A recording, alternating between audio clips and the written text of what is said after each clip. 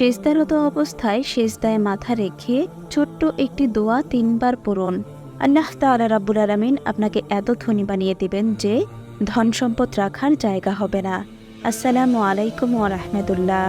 সুপ্রিয় দিনী ভাই ও বোনেরা, আশা করি মহান আল্লাহ তাআলা রাব্বুল আলামিনের অশেষ মেহেরবানি ও দয়ায় আপনারা সকলেই ভালো আছেন।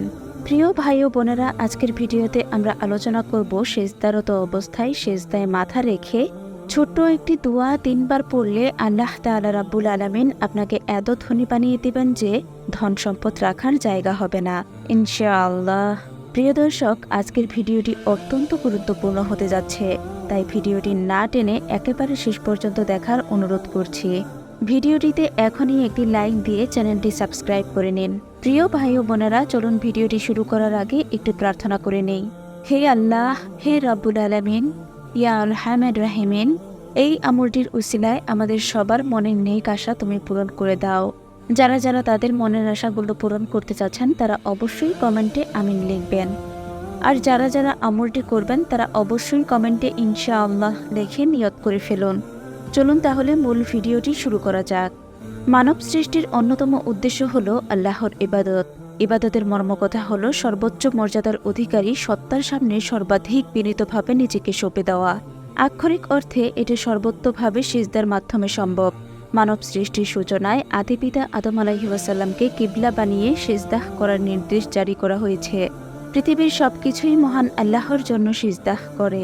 এরশাদ হয়েছে, আর আল্লাহকে সিজদা করে যা কিছু আছে নবমণ্ডলে ও ভূমণ্ডলে, এবং তাদের ছায়াসমূহও সিজদা করে সকালে ও সন্ধ্যায়, ইচ্ছায় ও অনিচ্ছায়। সূরা রাত আয়াত নাম্বার 15। অন্যত্র আল্লাহ আরও বলেন, তুমি কি দেখো না যে আল্লাহকে সিজদা করে যা কিছু আছে নবমণ্ডলে ও ভূমণ্ডলে, সূর্যচন্দ্র নক্ষত্ররাজি পর্বতরাজি বৃক্ষলতা জীবজন্তু ও বহু মানুষ। আর বহু মানুষ যারা সিজদাহ করতে অস্বীকার করেছে তাদের উপর শাস্তি অবতারিত হয়েছে। বস্তুত আল্লাহ যাকে লাঞ্ছিত করেন তাকে সম্মানদাতা কেউ নেই। নিশ্চয়ই আল্লাহ যা চান তাই করেন। সূরা হজ আয়াত নাম্বার 18। শুধু নিম্ন জগতে নয়, সিজদাহ এর এই নিয়ম রয়েছে ঊর্ধ্ব জগতেও। সেখানে ফেরেশতা মহান আল্লাহর উদ্দেশ্যে সিজদা করেন। ইরশাদ হয়েছে, তারা কি আল্লাহর সৃষ্ট বস্তুসমূহের প্রতি লক্ষ্য করে না? তাদের ছায়া ডানে ও বায়ে ঢলে পড়ে। আল্লাহর প্রতি সিজদা অবনত হয় বিনীতভাবে। আসমান ও জমিনে যত প্রাণী আছে সবই আল্লাহকে সিজদা করে, এবং ফেরেশতারাও। আর তারা অহংকার করে না। সূরা নাহল আয়াত নাম্বার 48 থেকে 49। এখন কথা হলো, আপনি কিভাবে সিজদায় দোয়া করবেন। প্রিয় ভাই ও বোনেরা, আমলটি করার আগে অবশ্যই আপনাকে আমলের নিয়ম কানুনগুলো ভালো করে জানতে হবে।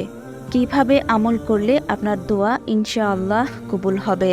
চলুন তাহলে সিজদায় দোয়া কবুলের শর্তগুলো জেনে নেই। নবী করিম সাল্লাল্লাহু আলাইহি ওয়াসাল্লাম বলেন, বান্দা যখন সিজদারত থাকে তখন সে তার রবের সবচেয়ে নিকটবর্তী হয়।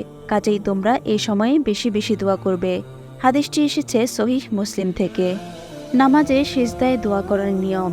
সিজদায় দোয়া করার জন্য অবশ্যই সিজদার তসবিহ পড়ে নিতে হবে। সেই হিসেবে সুবহানে রাব্বিয়াল আলা বা অন্য কোনো তসবিহ 3 বার পড়ার পরই দোয়া শুরু করতে হবে, হোক সেটি ফরজ, সুন্নত বা নফল সালাত। অর্থাৎ ফরজ সালাতেও সিজদায় দোয়া করা বৈধ। তবে আলেমদের অনেকেই বলেছেন ফরজ নামাজের সিজদায় দোয়া না করাই উত্তম, তবে এটি নাজায়েজ নয়। আর সবচেয়ে উত্তম হলো নফল নামাজের সিজদায় দোয়া করা। তবে যে বিষয়টি মানুষের সাধ্যে নেই সেটি আল্লাহর কাছে সিজদায় চাওয়া যাবে, যেমন ঋণ মুক্তি, ভালো জীবনসঙ্গী, সচ্ছলতা, স্মৃতিশক্তি বৃদ্ধি ইত্যাদি। প্রিয় দর্শক, এভাবে আপনারা দোয়া করতে পারেন। এভাবে দোয়া করলে মহান আল্লাহ তাআলা রাব্বুল আলামিন আপনাকে ধনী করে দেবেন। মহান আল্লাহ তাআলা রাব্বুল আলামিনের কাছে চাওয়ার মতো চাইতে পারলে আল্লাহ তাআলা অবশ্যই আপনার মনের আশা পূরণ করে দেবেন ইনশাআল্লাহ। হযরত ইবনে ওমর রাদিয়াল্লাহু তাআলা আনহু বর্ণনা করেন, একসময় জৈনক ব্যক্তি হুজুরে আকরাম সাল্লাল্লাহু আলাইহি ওয়াসাল্লামের খেদমতে এসে আরজ করল, ইয়া রাসূলুল্লাহ, দুনিয়া আমাকে পরিত্যাগ করেছে এবং আমি অভাবগ্রস্ত এবং অক্ষম হয়ে পড়েছি।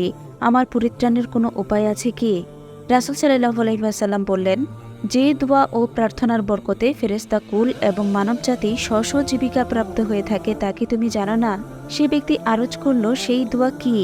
হুজুর সাল্লাল্লাহু আলাইহি ওয়াসাল্লাম বললেন, সেই দোয়াটি হলো সুবহানাল্লাহি ওয়া বিহামদিহি সুবহানাল্লাহিল আযীম ওয়া বিহামদিহি আস্তাগফিরুল্লাহ। দোয়াটির অর্থ হচ্ছে আল্লাহ তাআলার পবিত্রতা বর্ণনা করছি এবং তার প্রশংসা গীতির সাথে তাকে স্মরণ করছি। মহান আল্লাহ তাআলার পবিত্রতা বর্ণনা করছি এবং তার প্রশংসা বর্ণনার সাথে আল্লাহ তাআলার নিকট ক্ষমা প্রার্থনা করছি।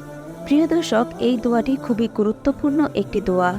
এই দোয়াটি মহান আল্লাহ তাআলা রাব্বুল আলামিনের কাছে এত বেশি প্রিয়, এই দোয়া যদি আপনি বেশি বেশি পাঠ করতে পারেন তাহলে মহান আল্লাহ তাআলা রাব্বুল আলামিন সন্তুষ্ট হয়ে আপনার মনের নেক আশাগুলো পূরণ করে দিবে। অতঃপর লোকটি চলে গেল এবং দীর্ঘদিন পর্যন্ত ফিরে এলো না। এরপর একদিন এসে আরজ করল, ইয়া রাসূলুল্লাহ সাল্লাল্লাহু আলাইহি ওয়াসাল্লাম, দুনিয়া আমার কাছে এত বেশি পরিমাণে এসেছে যে তাকে কোথায় রাখবো আমি জানি না। সুবহানাল্লাহ।